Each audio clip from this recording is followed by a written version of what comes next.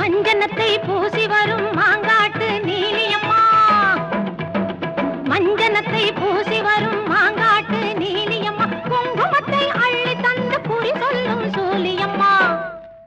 அம்பிகையை கொண்டாடுவோம், கருமாவி அம்பிகையை கொண்டாடுவோம்.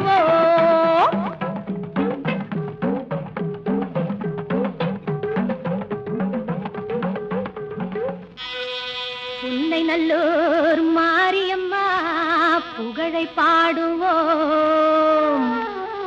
அங்கு பூங்கரகம் எடுத்து வந்து பொங்கல் போடுவோம்.